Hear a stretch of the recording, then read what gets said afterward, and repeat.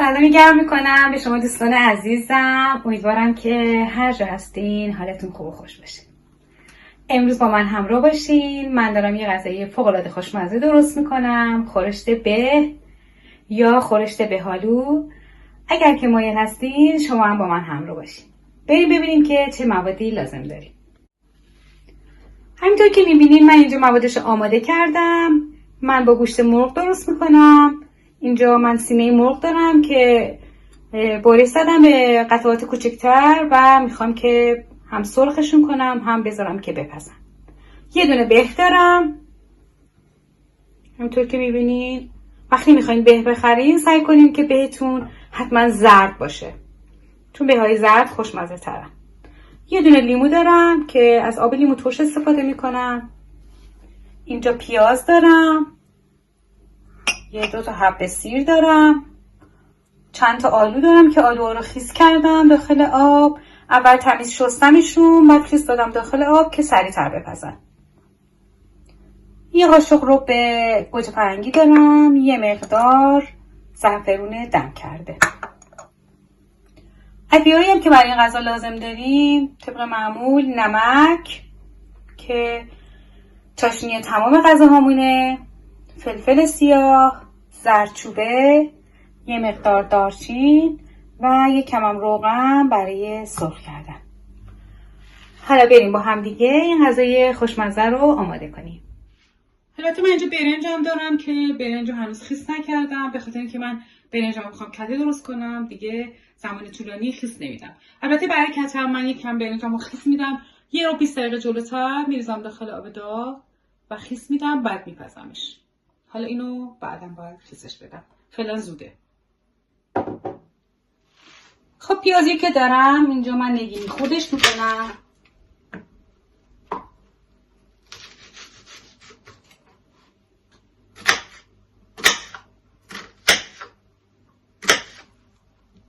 خیلی هم من درشت خورد نمی کنم. پیازم رو سعی میکنم ریز خورد کنم.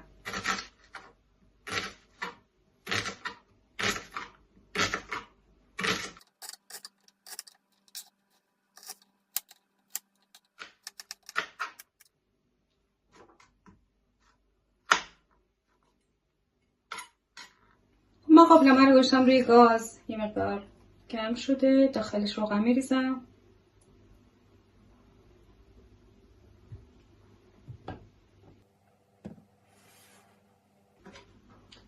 و پیازا رو میریزم داخل قابلمه.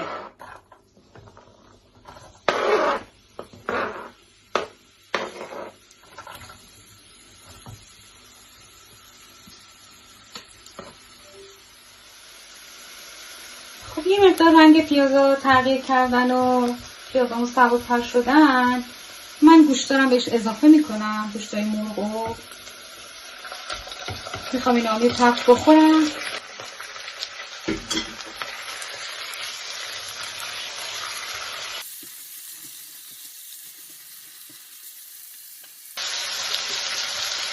من به زردچوبه اضافه میکنم یکم.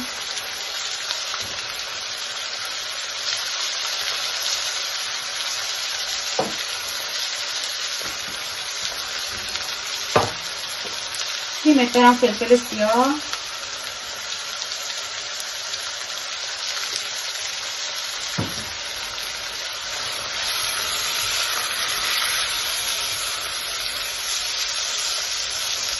حالا هم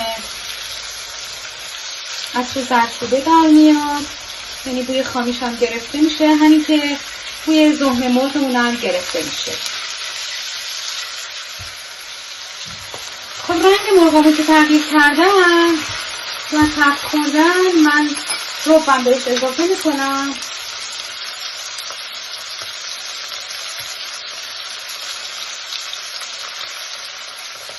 خب بوی خامی رو بمونم گرفته بشه و بمون خوشرنگ‌تر بشه.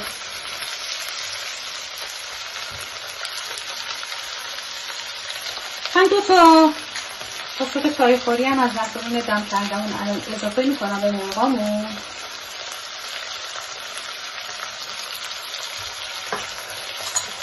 تا عطر زعفرونم بگیره.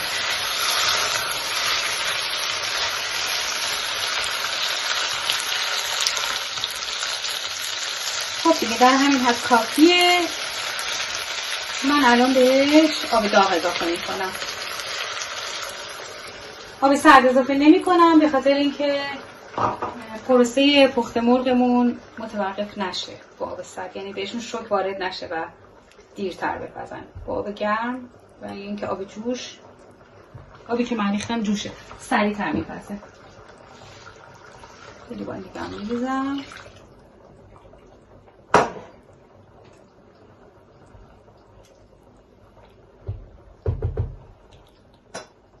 خب من درش هم میذارم، حرارت زیرش هم کم میکنم و اجازه میدم که مرغا بپزن. خب دوستان الان من بهیو که دارم آماده میکنم، یعنی باید خوردش کنم.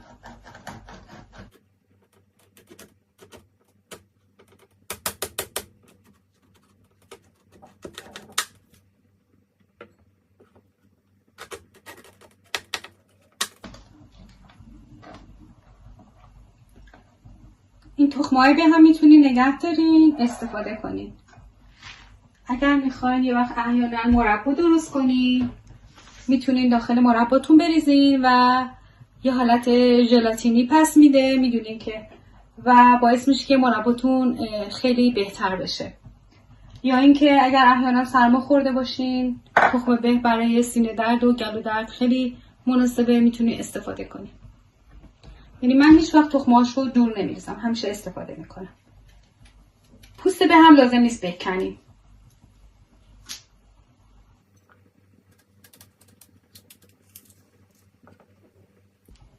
تخم‌هاشو نگه میدارم، میذارم خشک میشه، بعد داخل شیشه در بسته نگهش میدارم.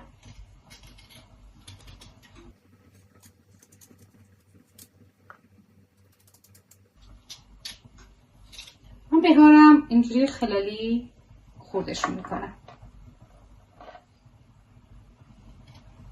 الان پاییزه و فصل به، غذاهای زمستونی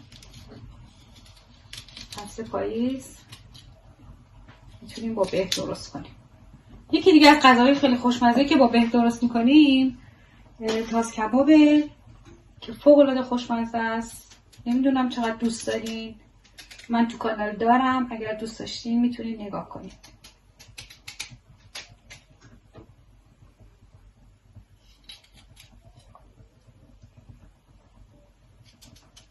اگر از ویدیوهای منم خوشتون اومد لطفا کانال منو سابسکرایب کنید، منو حمایت کنید که حمایت شما باعث میشه من انرژی بیشتری بگیرم و براتون غذاهای بهتری رو آماده کنم. ازتون خیلی ممنون میشم.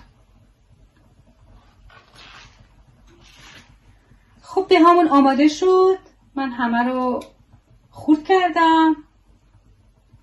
اگر شما دوست ندارین که اینقدر درشت باشه میتونین به هاتون رو چارگوش ببرین، ولی سعی کنین که قطعاتش درشت باشه، یعنی تیکه‌هاش درشت باشه که قشنگ‌تر میشه توی خورشمون. حالا من یه دونه کاسه برمی دارم و این بهار رو می‌ریزم داخل کاسه. برای اینکه بهامون سیاه نشن تا بخوایم بریزیم توی خورشتمون، الان زوده که من بخوام بریزم. برای اینکه سیاه نشن من اول یه 2 تا قاشق شکر میریزم. شکرم لازم داریم، من فراموشم شد بگم، میبخشید. 2 تا قاشق شکر میریزم روی بهار و از لیمو ترشی که داریم 2 تا قاشق هم لیمو ترش میریزم.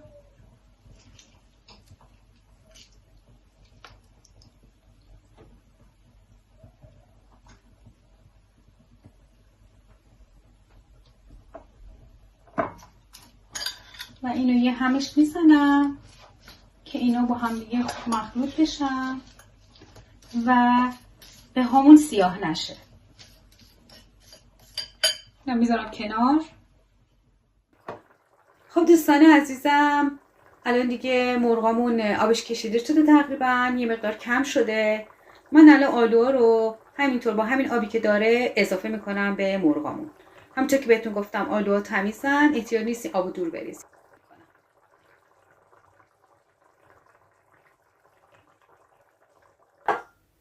میذارم که دوباره یه مقدار بپزه. خب من یه دونه مایتابه گذاشتم روی گاز، گرم شده یه مقدار. داخلش یکم روغن میریزم و به همونو یه مقدار تفت میدم. با همین شکر و آبی که داشته، آب لیمویی که داشته میریزم داخلش.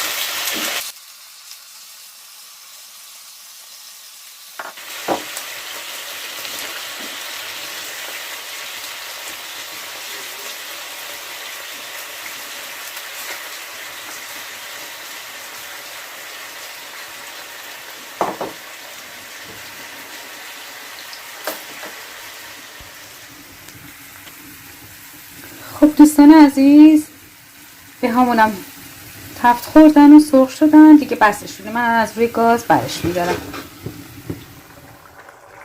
خب دیگه الان مرغامون کاملا پختن. تا قبل از اینکه مرغا نپزن شما بهش بها رو اضافه نکنید، به خاطر اینکه به خیلی سریع میپزه و له میشه. الان من دیگه بها رو اضافه میکنم.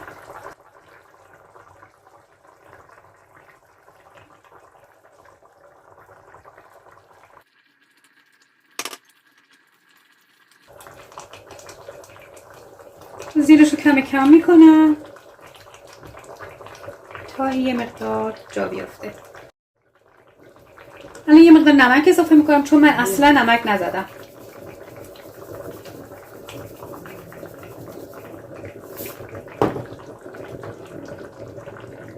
مزه این غذا هم میتونه ملس باشه، یعنی ترش و شیرین باشه، همین که یا به سمت ترشی باشه یا یه مقدار شیرینی. حالا دیگه شما هر طور که دوست داری، یا اینکه میتونی اصلا بهش نه شکر بزنی نه آب لیمو بزنی، فقط با همین مزه به.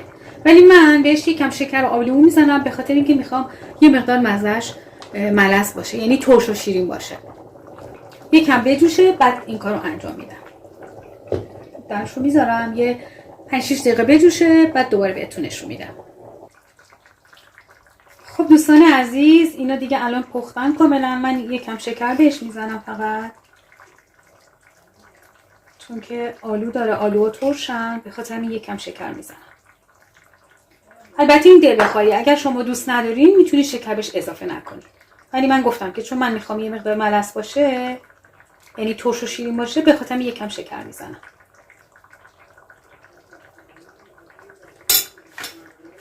الان من یه مقدارم پودر دارچین میزنم. از اول نزدم به خاطر اینکه رنگ خورشتمونو تیره نکنه.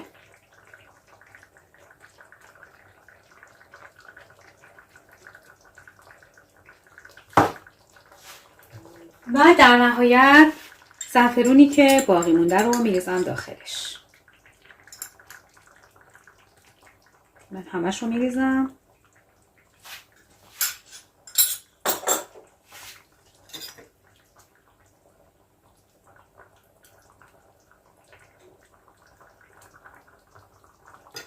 من 10 دقیقه دیگه اینو سرو میکنم و به شما نشون میدم. دیگه آماده میشه. دوستان عزیزم، غذامون آماده شده. فوق العاده هم خوشمزه شده. واقعا جای همتون خالی. امیدوارم که شما هم خوشتون اومده باشه از این ویدیو و از این غذا. برای خودتون درست کنید، بخورید و لذتشو ببرید در کنار عزیزانتون. مرسی که همراه هم هستین. اگر دوست داشتین لطفا کانال منو سابسکرایب کنید، لایک کنید، زنگولش هم فعال کنید که من ویدیویی میذارم ازش مطلع بشین. ازتون خیلی ممنون میشم. به خدای بزرگ میسپارمتون. خدا یار و نگهدار همگیتون.